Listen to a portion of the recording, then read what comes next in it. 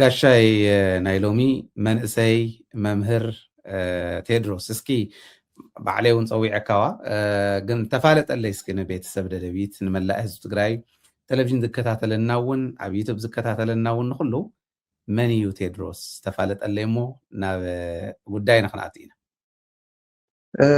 يغنيلي دكتور هايلة تخطاتلتي ددبيت ميديا ون أخبيركم خم قاشا حساب اللو زمن إسي حدش ولدوس حساب اللو ويلكم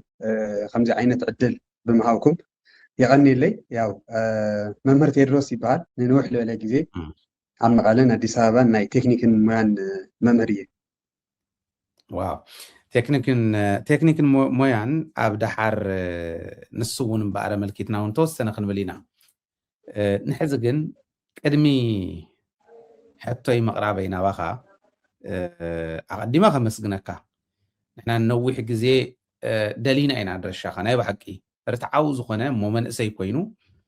ከምቲ ዘቕረብካዮ ሓሳብ ዝዓይነቱ ዘቕርብ ተስፋ እዩ ንዓዲ ኢልና ስለንሓስብ እዩ ንሱ እንኳ ዓቕረብካ ናይ ብሓቂ እቲ ሰብ እውን ዋ تمنسي ولا دلوك دي ناب زبل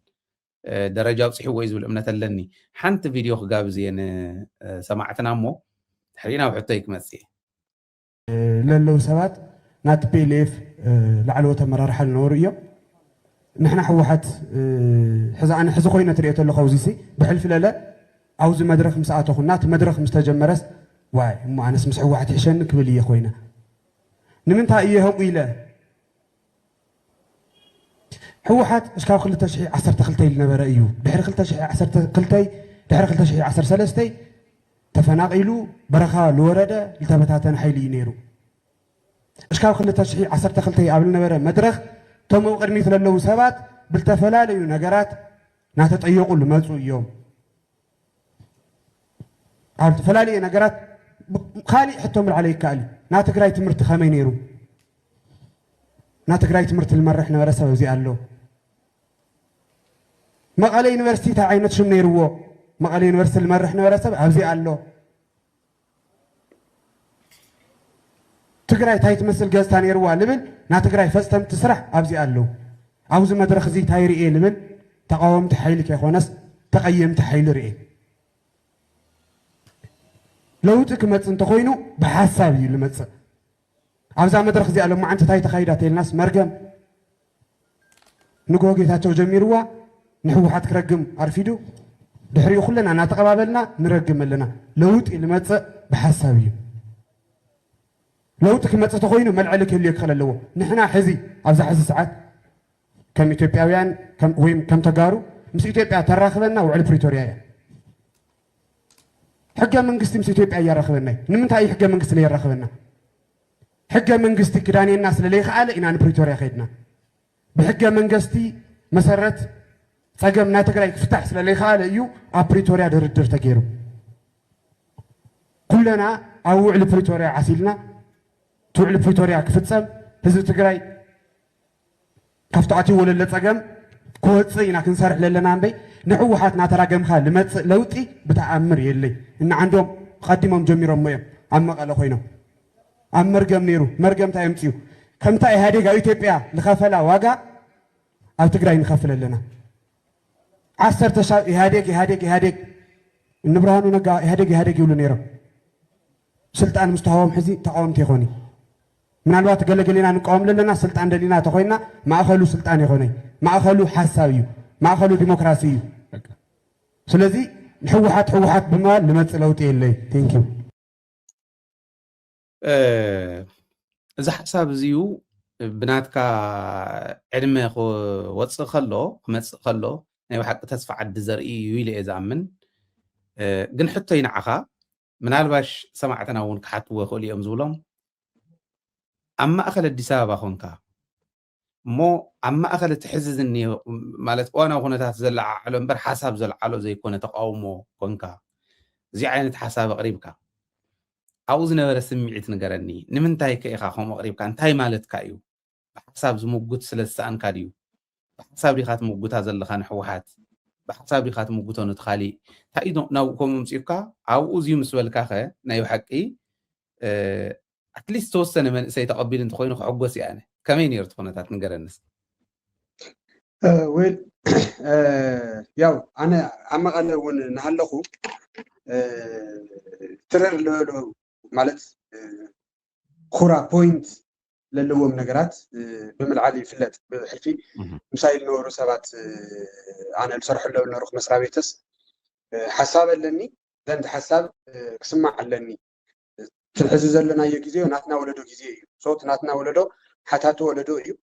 እኹል ዝኾነ መልሲ ክረክብ ኣለዎ እምበር ብሓሜትን ብፀርፍን ለውጥ ክመፅእ ይኽእል እዩ ኢለ ኣይኣምን ምክንያቱ በታ ዘላትን ዓቕምን በታ ዝተማሃርክዋንስ ካብኡ ኣብ ጎኒ ብዘለዉ ሰባትን ብዝተፈላለዩ ውሕዳት ዋላ ይኹና ዘንበብክዎን መፅሓፍትስ ኣብ ዝኾነ ዓዲ ብፀርፊ ንንባዕልኻ ብምንኻስ ምንም ዓይነት ዝመፀ ለውጢ የለን ካብዚ ተላዒለ እንታይ እየ ክብል ዝኽእል ኣብ ኣዲስ ኣበባ ንምንታይ ኢኻ ከምዚ ኢልካ ዝብል ኣነ መጀመርያ ያው ሓደ ፈታዊ ዓዲምኒ ካብቲ ዝዓደመኒ ፈታዊ እንታይ እዩ ዝብል ነይሩ ናይ ለውጢ መድረክ ኣሎ ስለዚ ንምንታይ ምሳና መፂኻ ጆይን ለይትገብር ዝብል ነይሩ ደስተኛ ነይረ ሓቂ ንምዝራብ ናብቲ መድረክ ተኣቱ ከለኹ ኦኬ ወጣት መንእሰይ ትግራይ ባዕላ እውን ካብ ትግራይ ዘሊልና እውን ዓቕምን ተፈጢርና ኢትዮጵያ እውን ለውጢ ኣብ ትደልየሉ ኣብ ትጠልበሉ ሰዓት እያ ዘላ ስለዚ ኣነ ክገብሮ ኮንትሪቢሽን ተሃልዩ ዋላ መሰረታዊ ለውጢ ነምፅእ ግን ሰሚዐ እቲ ዘሎ ነገራት ተረዲኤ ኣብ ገዛይ ንዘለዎ ኣሕዋተይ ከረድእ እንተኽኢለ ሓደ ለውጢ እዩ ምክንያቱ ካብ ገዛና ኢና ንጅምር ለውጢ ኣብቲ መድረክ ብሰዓተኹ ልቢ ልሰብር ዋይ ማለት ናማን ድዩ ከምዚ ዓይነት መድረክ ምክንያቱ ሓደ ሓደሻ ንወዲ ሰብ ዝቐትሎሲ ትፅቢት እዩ ኤክስፔክቴሽን ዝበሃል ነገር እዩ ሶ ኣነ ተፀቢየ ዝኸድኩ መሰረታዊ ዝኾነ በቃ ለውጢ ሕወሓት በዚ መንገዲ ወዲቓ እያ ስለዚ ንሕና በዚ መሰረት እዚኦም ፅሑፋት እዚኦም ኣቕሪብና ኣለና ማኒፌስቶና እዚ እዩ ዕላማና እዚ እዩ እዚ ጌርና ክንወፂና ዝብል እዩ ነይሩ ናተይ ትፅቢት መድረክ ኣኼባ ጀሚርና እስካብ ንወፅእ ናይ ኩለና ሓሳብ ከምዚ መለክዒ ለውጥስ ንሕወሓት ክንደይ ዝኣክል ፀሪፍካ ልብል እስካብ ንመስል ኩለና ፀሪፍና ምናልባት ኣብቲ መድረክ 100 ሰብ ተነርናስ 100 ሰብ ትመለክዕ ለውጥስ ለውጢ ደላይ ኢኻ ተታሂልካስ ኣብ ሕወሓት ውሽጢ ኮይንካ ንሕወሓት ምቋም ልብል ኣቋም የብሉ ለውጢ ደላይ ትኾንካስ ንሕወሓት ብክንደየናይ ቃላት ትፀርፋ ልብል ኮይኑ ዋው ኣነ ለለ ከም ኣነ ለውጢ ከምፅእ እየ ተኮይነስ ሕወሓት እውን ተተለዊጡ ፅቡቅ ታሪከይ 50 ዓመት ታሪከይ ኮይኑ ፅቡቅ ብቻ ከምዚ ጌርና ስዒርና እዚ ጌርና ወቂዕና ብቻ ይኮነ ትጥፍኣት እውን ታሪክና እዩ ከም ተጋሩ ዓብዪ ፀገምና ሪኮግኒሽን ብቻ ክንወስደ የብልና ዶክተር ሃይለ ነዚ ትግራይ ትቃለሰለካ እንተተባሂልካ ዶክተር ሃይለ ተቃልስኻ ብቻ ይኮንቲ ታሪክና እንተጥፊእኻ እውን ታሪክና እያ ታሪክ ንክልቲአን እያ ትሓትት ንጥፍኣት እውን ንልምዓት እውን እያ ትሓትት ሶ ኣብቲ መድረክ ከምቲ ዝበልክካ ሓሳብ ነይሩኒ ከይደ ድሕሪኡ ምስ ረኣናዮም ሓደ እቶም ኣብ ቅድመይ ዝነበሩ ሰባት መብዛሕትኦም ኣብ ትግራይ እናሃለና እውን ዋላ ቀሪበ ይፍለጦም ግን ብተዘዋዋሪ ዝፈልጦም እዮም ምክንያቱ ኣነ መቐለ ተወሊደ ዓብየ እና ትግራይ ዓይነት ገፅታ ነይርዋ ልብል ብደንቢ ይፈልጥ እየ ብደንቢ ኣንደርስታንዲንግ ኣለኒ ስለዚ ኣብ ሕወሓት ወዲቓ እያ 27 ዓመት ንህዝቢ ትግራይ መሪሓስ ወዲቓ እያ እንተልካ እስኻ ከበይ ነርካ እዩ ትሕቶ 27 ዓመት ብዘይ ትኸድ ነበርካ እስኻ 27 ዓመት በጀት ተበጂትካ ብና መንግስቲ ብና ህዝቢ ገንዘብ ዝተምሃርካ እስኻ ከኣበይ ነርካ ስለዚ ናማን ድዮም እዞም ሰባት እዚኦም ካብ ልቦም ድዮም ለውጢ ልብል ነገር ኣሚኖም ሉስ ተላዒሎም ኣብ ዓለም እቲ ብጣዕሚ ከቢድ ለፍርሕ ቃል ሪቮሉሽን ልብል ነገር እዩ ለውጢ ሞቕ ትብለካ ተሎ ቃል ተኣትዎ ነገር ኣይኮነን ለውጢ ዝበሃል ብባህሪኡ ለውጢ ሪትን ፎርም እዩ ቃል ምእታይ ይኮነን ለውጢ ማለትስ ዕላምኡ እዚ እዩ ስታርት ፖይንት ኣለዎ ነየናይ ማሕበረሰብ እዩ ዘካትት ኢህዴግ ኣብ ኢትዮጵያ ለውጢ ከምፅእ ተለኮ ማእኸሉ ናይ ኢህዴግ ፍሉጥ እዩ ነይሩ ንምሁር ኣይነበረ ንገባር ነይሩ ሶ ንገባር ሒዘ ዘን 27 ዓመት በዚ ክልወጥ እየ ዝብል እዩ ነይሩ ለውጢ ኢልካ ንመን ሒዝካ ነየናይ ክፍል ሕብረተሰብ ምስ ነጋዳይ ዲኻ ክትሕዝ نتمور ديها كتحز نتقبل ديها كتحز مسلستيو بحاله شاكت لوطاي تخلي عالم للو عبيت هاجرات مسلستيو بحاله يلوطاي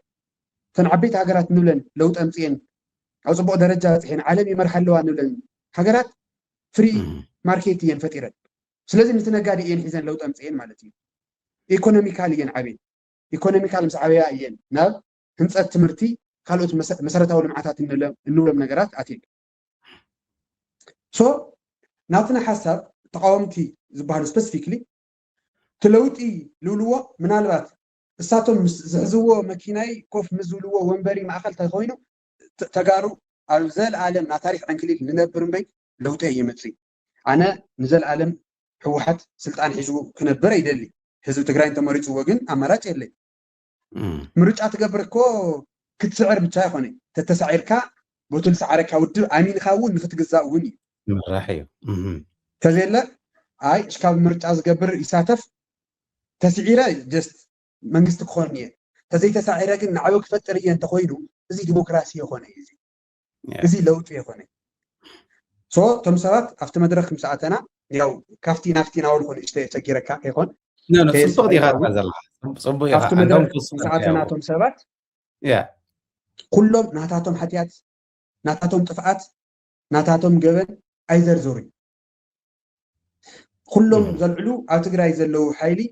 ክንደየናይ ዝኣክል ናይ ጥፍኣት መንገዲ ከም ዝኾኑን ክንደየናይ ዝኣክል ሕማቅ ከም ዘለውን እዮም ዝገልጹ ን30 ዓመት ወይ ን50 ዓመት ሕወሓት ኣብ ስልጣን ዝነበረትሉ ግዜ ሕወሓት ታይታይ የጥፊኣ ዝብል እምበር ታይታይ የጥፊኢና ዝብል ነገር የለን ስለዚ ንባዕሎም ናግለሉ ስለ ዝኸዱ እዩ ኣነ ናዛ መድረክ እዚኣ ልመፃኹ ከም መንእሰይ ለውጢና ለውጢ መድረክ እዩ ተባሂሉ ፅቡቅ ለውጢ ዝፀልእ ሰብ የለይ ሰብ ካብ ትግራይ ማእከል ተላዒሉ ብስዑዲ ገይሩ ድዩ እንተስ ንሊብያ ዝኸድለኩ ለውጢ ደልዩ እዩ ዓዱ ፀሊኡ ወይ ምስ ቤተሰቡ ምንባር ለይተመችዮ ኮይነ ይኮነ እንታይ እዩ ተልካስ ለውጢ ይደልዩ እዩ ሶ ኣነ ለውጢ ደልየ እየ መፅእ ለውጢ ካብ ልበይ ይደሊ ለውጢ ካብ ልበይ ዝድግፍ ግን ኣብ ብፀርፊ ዝተመስረተ ሓሳብ ደይብሉ ብፅሑፍ ቀሪቡ ዚአን ሒዝና ኣለና ዚአን ኣብ ዝሓለፈ 20-30 ዓመታት ኣውዲቐናና እየን እንዲያም ከም ተጋሩ ዕድለኛታት ኢና ካብ ታሪክና ንምምሃርስ ሰነፋት ኮይና ተዘይ ኮይና በስተቀር ካብ ታሪክና ክንመሃረሎም ንኽእል ብጣዕሚ ብዙሓት ዕድላት ኣለውና ናና ሃፀይ ዮሃንስ ታሪክ ናብ ቀረባ ግዜ ዕድመ እዩ ብኣካል ምስ ሃፀይ ዮሃንስ ዝነበሩ ሰባት ኣለዉ ደቆም ደቂ ደቆም ኣለዉ ክንመሃረሉ ንኽእል ዕድል እዩ ናይ ሕወሓት ናይ ኢህዴግ ታሪክ ናብ ቀረባ ግዜ ታሪክ እዩ ኢህዴግ በበይ ወዲቁ ስለዚ ተን ዝወደቐለን ፖይንታት ማርክ ጌርና ኣሕሊፍና ዚአን ፅቡቃት ጎኒ እየን ዚአን ሕመት እየን ኣብዚአን ኢና ንሰርሕ ኢልካ ምቅላስ እናተኸኣለ ዕድል እንዳሃልየካ እንታይ ዝበሃል መምሃሪ ከይትገብረኒ መምሃሪ ከይተስእነኒ እኳ ዝበሃል መምሃሪ ዝኾነካ ዕድል ኣብ ኢድካ እንዳሃለየ እሞ ኣብቲ መምሃሪ ኣካል ኢኻ ስኻ ድማ ናቲ ውድቀት እውን ኣካል ኢኻ ናቲ ፅቡቅ ስራሕ ዝተሰርሐ እውን ኣካል ኢኻ እዚ ኮይንካ ንሃለኻ እዚ ኣቮይድ ጌርካ እናልዕልካ ግለሰባት እከለ ከምዚኣ ገይሩ እከለ በዚ ገይራ ወፅያ እከለ ከምዚ ዓይነት መኪና ትሕዝ ነይራ እከለ ከምዚ ትገብር ነይራ እዚ ለውጢ ከምፅእ ስለለይከኣለ እየ ኣብቲ መድረክ ሓሳብ ይለለኒ ታንኪ ሒዘ ይተኮስኩኝ መድፍዕ ሒዘ እውን ኣይተኮስኩኝ ኣዲስ ኣበባ ኮይነ ስለዚ ሓሳብ ካብ ለለኒ ብሓሳብ ለይምጉቶም ካብ ልብል ውሽጣዊ ካብ ዝተዓለ ስምዒት እዩ ከምዚ ገይረ ከቐርብ ዝኽኣልኩ ክሓትት እውን ዝኽኣልኩ ማለት እዩ ሶ ኣብቲ መድረክ ተቐባልነት ገለገሊኡ ዋላ እዎ ተቐቢሎ እዮ ይበልካስ ግን ኣብቲ ገፁ እቲ ሪኣክሽን የርእየካ እዩ ጀስት ተሓሳብ ትኽክል እዩ ግን ኣነ ከም ዓይለይ ናገሪ ዝዓይነታ እያ ገለገሊኡ ሰብ ዝኮረየ እውን ነይሩ ሶ ነቲ ዝኮረየ ክብሎ ዝደሊ ተላኢኹ ይሞት እዩ በዚ ገይሩ ይኣትዩ ገለ ዝብል ኣነ ማንም ኣይላኣኺ ማንም ሓይሊ እውን ክልእኸኒ ይኽእል እዩ ኢለ ኣይኣምኒ ከም ሰብ ግን ኣትየ ኣለኹ ዘን ሓሳብ ኣሎ ሶ ነቲ ሓሳብ ፈሊኻ ምውቃዕ ይከኣል እዩ ቴድሮስስ ዚአን ዝበለን ሕሸት እየን ሓቃዊ መሰረት የብለንን እሞ ንዓሞግት ምባል ይከኣል እዩ ሓሳብካ ሒዝካ ንዓቐረብ እምበር ትክክል ኣይኮነን ምባል ይከኣል እዩ ኣብቲ መድረክ ግን ያው ዝደገፉኒ ሰባት ነይሮም ዓበይቲ ሰባት ብግሊ ዝፈልጦም ሰባት ኢብን ካብቲ መድረክ ዋላ ምስ ወፃና ድሕሪኡ ተራኺብና በቃ ጀስት ኣነ እውን ሲ ኣብ ውሽጠይ ዝነበረ ሓሳብ እዩ እና ኢድካ ተውፅእ ተለኻስ ይፅበ ነይረ ከምኡ ክትብልስ ይፅበ ነይረ ስለዚ ፅቡቅ እዩ ተቐቢልና ኢና ዝብል እውን ነይሩ ያው زغرة يحواتنا ونلو ያው ከምዚ ዓይነት ይነሩት መድረክ ኦኬ ጽብቕቲ እያ ግን ቅድሚ ምስጋርና ሕወሓት ንኽሕሸን ይሕሸኒ ንኽብል ጌሩነት መድረክ ዝበልካዮ እንዳገለጽካለይ ጸኒሕኻ ምክንያቱ እንድሕር ዝሓሸ እንድሕር ዘይሃልዩ ቅድሚ ሕዚ እውን ብዙሕ ግዜ ኣብዝዩ ዘቕምጡ ሰባት ኣለው ክትንትኑ ከለው ሕወሓት እንዳተቃወምናያ መፂና ኢና ሕወሓት ንኽነፍርሳ እንተኮይንና ግን ካብ ሕወሓት ዝሓሸ ውዳበ ፈጢርና ኢና ክነፍርሳ ንኽእል እምበር ገዛ ዘይብሉ ዘላቶ ገዛ ዘላቶ ቸንዳ ከፍርሰ ይኽእልን ኢሎም ዝገለጽዎ ነይሮም ኣነ ብግለይ ኣብ ተቃውሞ ናሃሉ ኣብ ድጋፍ ናሃሉ ነታ ዘቕረብካየ ሓሳብ ክቃወም ኣይክእል ምክንያቱ ለውጥ እንድሕር ተደልዩ ምናልባሽ ናትካ ምርጫ እዩ ናትካ ሕርያ እዩ ካብቲ ዘሎ ክልወጥ ክኽእል ኣለዎ ኢልካ ከም መንእሰይ ኣሚንካ ዝኸድካሉ ካብኡ ንታሕቲ ካብኡ ዝወረደ ኮይኑ ክፀንሓካ ከሎ ወይለከ ሞት ዝነበረ ይሓይሽ እንዳ ምባል ናይ ንቑሓት እዩ ግን እንታይ ኣድናቆተይ በዚኣ ክገልፀልካ ማለት ንቐፃሊ እውን ክትቅፅል ገና መንእሰይ ስለ ዝኾንካ ነዊሕ ርሕቀት ስለ ዘሎ ዓዲ ተገልግሉ ዓዲ ትመርሑ መናእሰይ ከምዚ ክወፁ ከለው ደስ እዩ ዝብለና ኣነ ብጣዕሚ እየ ዝሕጎስ ለውጢ ብሓሳብ እዩ ዝመፅእ ለውጢ ብነቐፌታ ብፀለመ ብፀርፈ ይመፅእን ኢልካ ኣቕሚጥካ ኣለይ ዓንተወ እውን ኣብታ መድረክ እውን ከም ኣቕሚጥካ እያ እዚኣ ንህዝብና ንጋብዝ እሞ ክመፀካ እየ ትግራይ ደኣ እሞ ምናልባሽ ኣብኡ ዘለዓልካዮም ናይ ፕሪቶርያ ጉዳይ እውን ስለ ዝነበረ ናፍታ ፕሪቶርያ ክንከይድ ኢና ከመይ ጌርካ ኢኻ ልዒልካ እያ ንሳ ሕዚ ከላዶ ክብለካ እየ ንሳ ሓዘለይ እሞ እስኪ እዚኣ ንጋብዝ እታ ዝበልካያስ መራሕትና በደንብ እንነኽብሮም እንታይ ይብሉ ነይሮም አስተሳሰብ የሚቀየረው በጠመንጃ አይደለም በኃይል አይደለም አስተሳሰብ የሚቀየረው በሌላ አስተሳሰብ ነው የተሳሳተ አስተሳሰብ በትክክለኛ አስተሳሰብ ነው የሚቀየረው በውይይት በክርክር በጥናት በተግባራዊ እንቅስቃሴ በዚህ ነው አስተሳሰብ የሚቀየረው ስለዚህ ኃይለኛ ለመሆን ትክክለኛ አስተሳሰብ መያዝ ይጠይቃል አማራጭ ካልጠፋ በስተቀር የሰላምን አቅጣጫ መከተል ትክክለኛ እንደሆነ አምናለሁ አደጋው የሚመጣው ምንድነው ከሁለቱ ወደ አንዱ ጫፍ ሲከድ ነው ሰላም በሚል ብቻ አመለካከታቸውን ፍላጎታቸውን ምኞታቸውን በኃይል በህዝብ ላይ ለመጫን የሚፈልጉ ሰዎችን ከሰላም ውጭ ሌላ አማራጭ ብሎ ለነዚህ መንበርከክ ያ ትክክል አይሆንም በሌላ መልኩ ደግሞ ጠመንጃ አለ ተብሎ ኃይሉ አለ ተብሎ የሆነ ችግር በተፈጠረ ቁጥር የሆነ እንቅፋት ባጋጠመ ቁጥር በጠመንጃ ለመፍታት መሞከር ያም አደገኛ ነው ሁለቱን ጫፍ ማስወገድ በጣም አስፈላጊ እንደሆነ ከልምድ ተምረናል እዚሁ ይልነሩ ተጋዳላይ መለስ ዜናዊ እና እንታይ ኢኻ አስታዊስካኒ ይመስለካ ማለት ገና ዕድመ ንእስነቶም ናብ ፖለቲካ ዝኣተው እዮም ኣብ ፖለቲካ ኣቲኻ ኣለኻ እውን ኣይኮነን ዝብለካ ዘለኹ ተተሓሳስባኻ ግን ጽቡቕ እዩ በዚ ኣጋጣሚ ኣፕሪሼት ምግባር ኣብ ቅድሚኻ እውን ጽቡቕ ስለ ዝኾነ ብደንቢ በሲሎም ዝዓብዩ መናእሰይ ክህልውና ናፍቱ ዘለዓልካየ ሓሳብ ንኺድ ፕሪቶርያ እዩ ዘራኽበና ሕገ መንግስቲ እየራኽበናን ሕገ መንግስቲ ስለ ዘይረኸበ ኢና ናብ ፕሪቶርያ ኸድና ኢልካ ኣልዒልካ ሰሚዕካ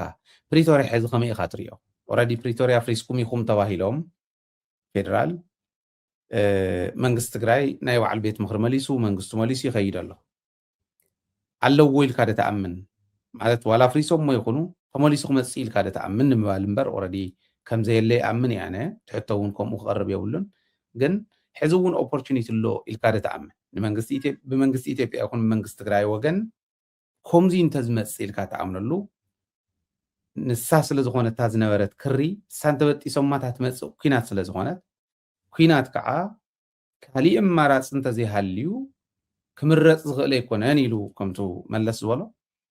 ከመይ ናትካ እምነት እስኪ ንገረኒ ኣለዎ ዶ ትብል ፍንጭ ኣለዎ ዶ ንእሽተይ ዘተሓይ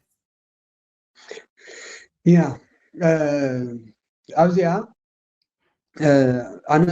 ዝኾነ ዓይነት ኩናት ኣይድግፍን ከም ኣነ ኩናት መማረፂ ሲኢንካ ናይ መወዳእታ ኣማራፂ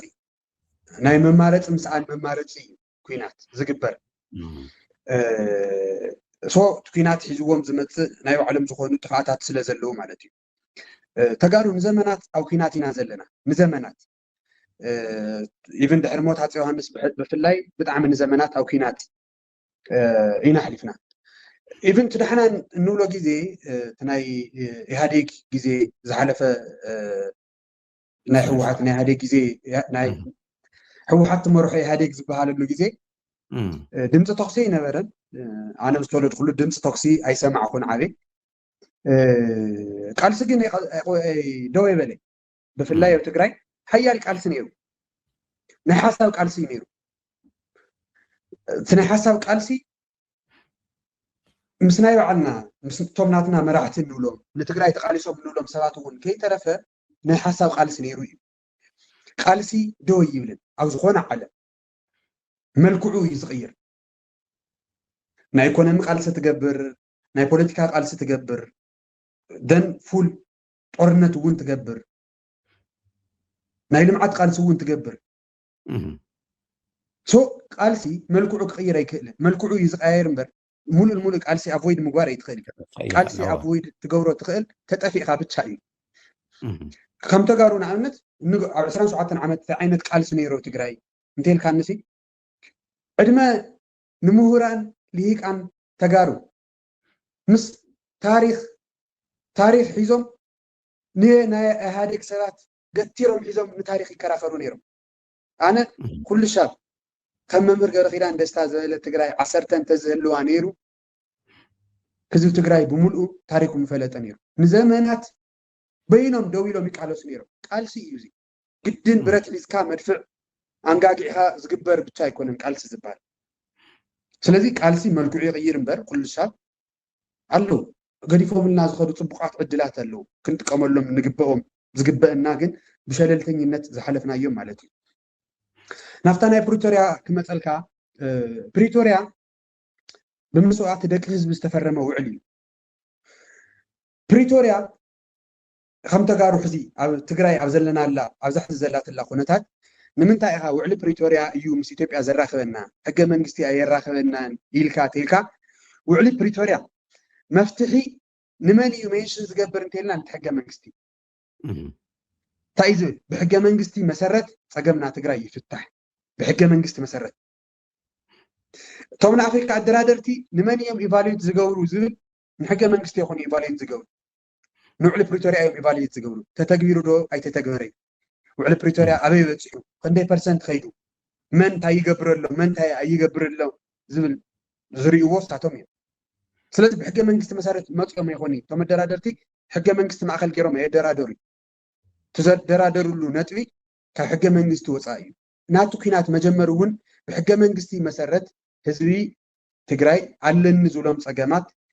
مسمع خلاي من قستي على النزولهم تجرات تزراريو كفتحهم سلذيك على إيو نفط طورنت تعديو خميلة يزعمن عنه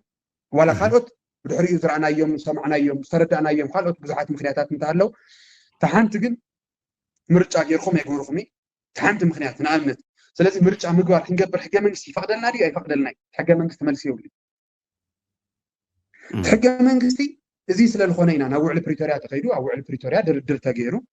زن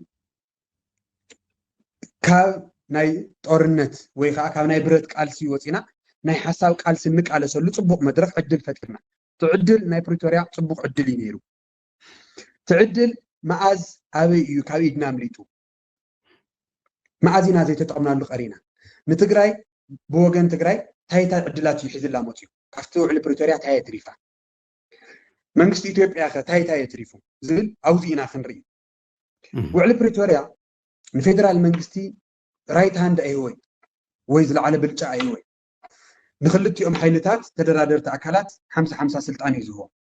بوجن منجست إثيوبيا زكبرا نتوتات يلعب بوجن منجست إثيوبيا تجري ون زكبرا وجنات يلعب وعلى بريتوريا قدما نمرحتنا بدن بجيرهم تتعويتهم اليوم بدن بجيرهم توعلي تلاقي صوم اليوم حد حديو كمن تايز زبوق على يو منسيو تايو زبل ምናልባት ስጋት ዶ ኮን ይخእል ወይ ንህዝብ መሕሳብ ዶ ኮን ይخእል ዝብል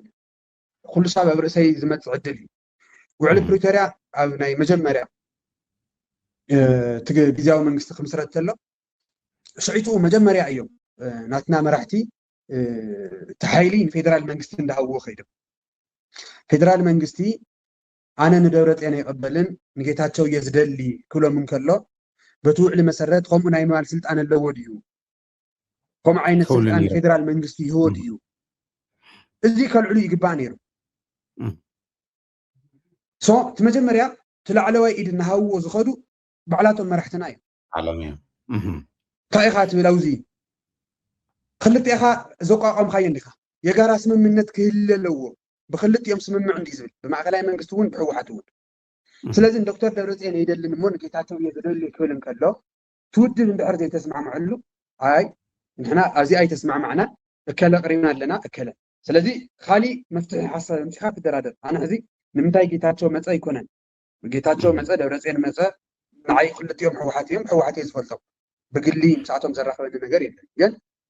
ናይ ትግራይ ዕድል ግን ሓንሲሶ ናይ መንእሰይ ዕድል ህዝቢ ትግራይ ክረኽቦ ዝግባእ ጥቕሚ ህዝቢ ትግራይ ተቃሊሱ ዘምፅኦ ቃልሲ ግን ትዕድል ንፌደራል መንግስቲ ብፍቃዶም ሂቦምዎ መጀመርያ ውዕሊ ፕሪቶርያ ዝኸሰርናላ ነጥቢ ኣብዚኣ እያ ኣይንህብን ማዕረ እያ ትብፅሐና ስለዚ ንእከለ መሪፅና ኣለና ኣይኮነን እንድሕር ንደብረፅዮን ኣይኮነን ኢሉ እንድሕር ንጌታቸው ከዓ እስኻ ዘይኣመንካሉ ኣነ ንጌታቸው ይኣመን ኩሉን ንእከለ ምፂና ኣለና ሓድሽ ወለዶ በዚኣ ኢልካ ተቐምጥ ሓደ ኣብዚኣ ከሲርና እንታይ ዕድል ረኺብና ዝብል ዋላ 100% ይኹን ግን መስዋዕቲ ብጣዕሚ ቀኒስና 100% ይኮነን ሙሉእ ገደን ምክንያቱ ተፈናቀላይ ኣሎ ብመዓልቱ ዝሞት ብዙሕ ሰብ ኣሎ ስለዚ ሙሉእ ኣይሞተና እንተልናስ እቶም ኣብ ማዓስከራት ኮፍ ኢሎም ዝሞቱ ዘለዉ ሓትናታ ክንብሎም ኢና ስለዚ ሙሉእ ገድናን ግን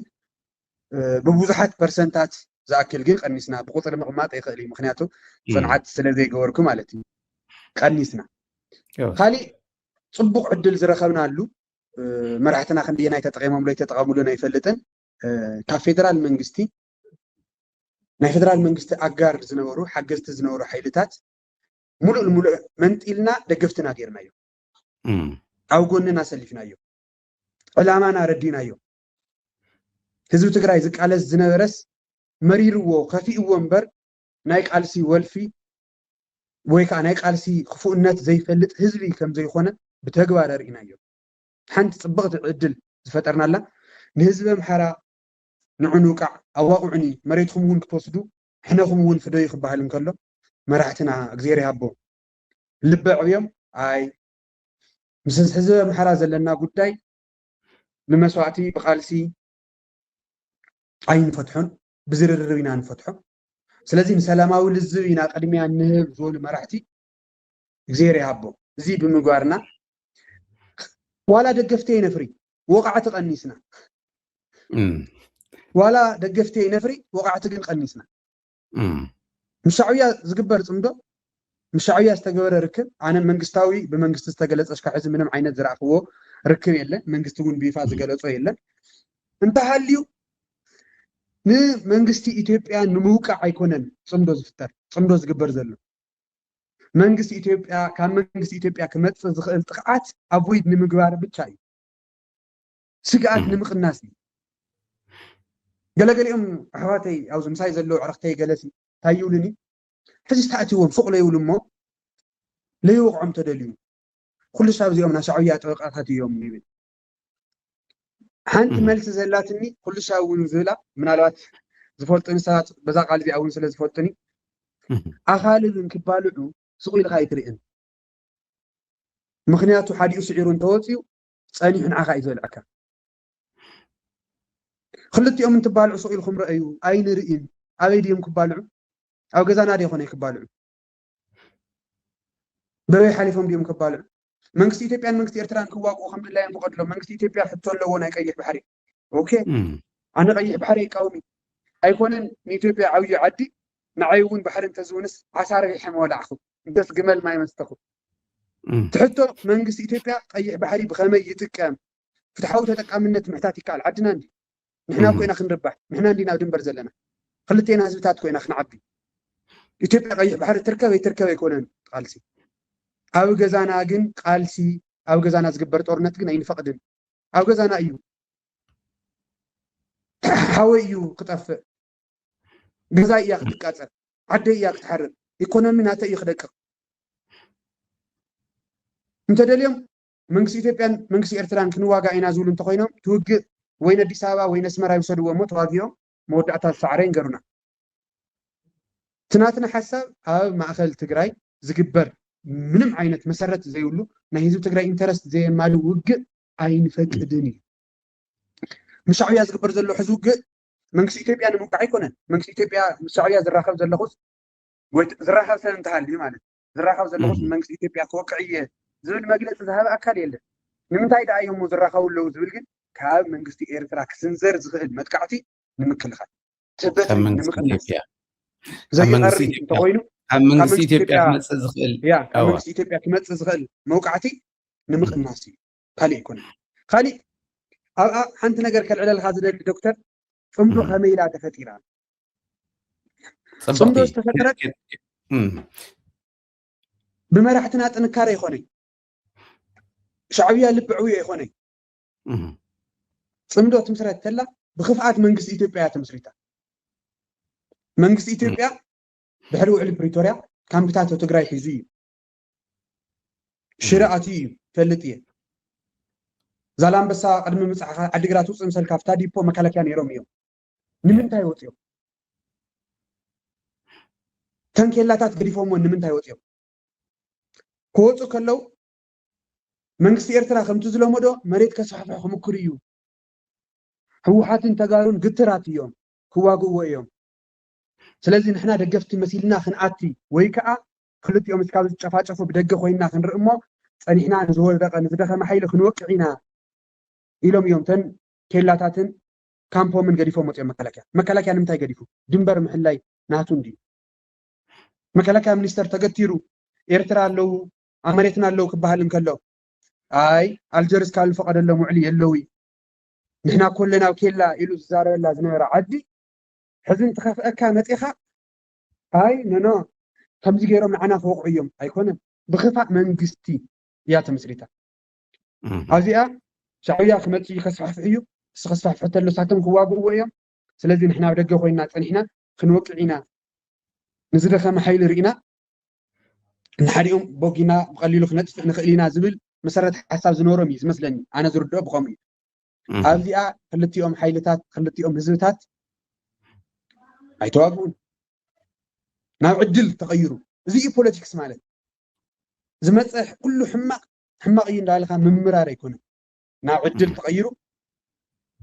سقات خوينو هذه ساتهم انت حماق بعلنا نوعلنا او خنطفا إلهم زحسوا هذه نعاتهم عوي سقات فطيرو نهلونا حدقانا ايو لالاونت متحاسيو إلهمنا لالاونت حزدي فتاحسو لالاونت زتحاس بوقنا منግስት ፌደራል ኮንተሎ ይጣሐሲ ሱዳን ጎንደር ክታአቲ 20-30 ኪሎ ሜትር እንተቀሪያ ይጣሐሲ ባዕሉ ኤርትራ ሒዞም ክእትዎ ከለው ኤርትራ ሒዞም ክእትዎ ከለው ሓቶም ነርና ኢና ሓራ ገበያ ትዋጋዕ ተሎ ላውላውነት ይጣሐሲ ስለዚ መሪጽካ ምውካይ ደው ክብል ኣለዎ መሪጽካ ምውካይ ዝበሃል የለ ዶክተር ሃይለን ትገብራ ጽድቂ ቴድሮስ እንትገብራ ሓጢያት ትኾን ምንም ጉዳይ የላን ኣብ መሬት ሓጢያት ተኾይና ኩናኔ ተኾይና ንክልቲአና ሓጢያት እያ ተዘየለ እስኻ ትገብራ ተለኻ ጽድቂ ኣነ ክገብራ እንከለኹ ሓጢያት ትኾነሉ ዕድል ግን የለይ ስለዚ ሕዚ ምስ መንግስቲ ኤርትራ ርክብ እንተሃልዩ ፅቡቕ ምስ ኣምሓራ ዝግበር ርክብ ፅቡቕ ቀደም ምስ መቃልስቲ እንዲና ዘፈላለዩና ነጥብታት ኣለዉ ኣብቶም ነጥብታት ሶም ንሰርሕ ንዘራረብ ንላዘብ ብደንብ ጌርና ንማየጥ ምስ ሱዳን ዝግበር ርክብ የቀኒልና ሱዳን ቴንኪዩ ንዘመናት ንትግራይ መዕቆቢት ንዘመናት እሞ ሓንቲ መዓልቲ ፅቡቕ ነገር ጌርና ኣሎም ዘይንፈልጥ ንሕና ኩሉ ሻብ መዕቆብና ሰብ ታሪክና ኢኹም የቀኒየልና ህዝቢ ትግራይ ኣብ ታሪኩ ኣብ ዝኸፍኦ እንዳመፀ ዘዕርፈልኩም ኢኹም መዕረፊ ጋሻ ኢኹም ስለዚ ምስ ማንም ምስ ኦሮሚያ ዝግበር ርክብ ምስ ዝኾነ ሓይሊ ዝግበር ርክብ ንዝኾነ ሓይሊ ንምውቃዕ ንምውዳቕ ኣይኮነን እቲ ዝግበር ርክብ ናባኻ ክመፅእ ዝኽእል ሓደጋ ኮንሲኩዌንሲ ግን ንምቕናስ እዩ ስለዚ በዙ ኢና ክንርድኦ ኣለና ሶት ውዕል ፕሪቶርያ ኣብዚኣ ፅቡቕ መጀመርያ እውን የስታውስ እየ ኣብ መቐለ ይመስለኒ ድሕሪ ውዕል ፕሪቶርያ ተኣኪብና ጀነራል ፃድቃን ይመስለኒ ውዕል ፕሪቶርያ ካብ ዝሃባና ዕድላት እቶም ፀላእቲ ትግራይ ንሰሜንን ደቡብን ከፊልዎም ዝብል ፅቡቅ ቃል እዩ ነይሩ ያው እቶም ሰባት እስካብ ትግራይ ዝነበሩላ ዝገበርዎ ፅቡቅ ታሪክ ፅቡቅ ምባል ንሱ ብፅቡቅ ምልዓሉ ትክክል እዩ ዝገበርዎ ፅቡቅ ብፅቡቅ ምልዓሉ ምንም ዘሕፍር ኣይኮነን ትክክል ኢኻ ሒዛት ያ ፅብቕቲ እታ ኣቕሪብካያ ዝነበርካ ሓሳብ እስካዕ ትሕዘካ እቱ ኣብ ውሽጢ እንተነኣሰነቶም ፀላእትን ላዕልን ታሕትን ከገማምዑ ከም ዝገበሮም ዘለዓሎ ጀነራል ፃድቃን ኣልዒልካ ፅቡቅ ክገብሩ ከለዉ ኣፕሪሼት ምግባር ኣድላይ እዩ ኢልካ ዘቕመጥካዮ ትክክል እዩ ባይ ዘ ወይ ሰኢሉ ሓደ ሓደ ግዜ እቲ ንሕና ብላክ ኤንድ ዋይት ስለ ዝኾነ ቀይሕን ፃዕዳን ፀሊምን ኢቱ ናህና ፍረጃ ፈቲኻዮ እንትፀሊእኻዮ ከም ዘለዎ ምጉሓፍ ስለ ዝኾነ ንሱ ትክክል ኣይኮነን ኣብቲ ፅቡቅ ምባል ፅቡቅ ኢና